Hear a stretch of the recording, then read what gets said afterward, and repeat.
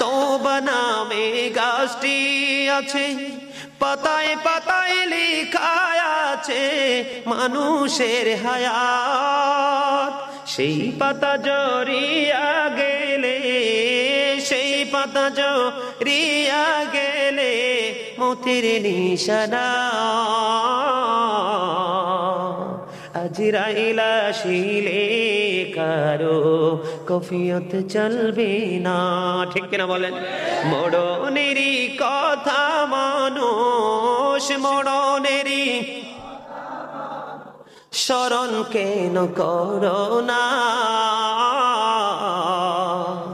আজরাইল আসিলে কারো কফিয়ত চলবে না।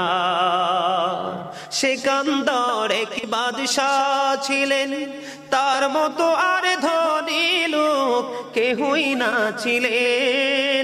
খালি হাতে চলে গেলেন, খালি হাতে চলে গেলেন, কিছুই নিতে পারলেন না।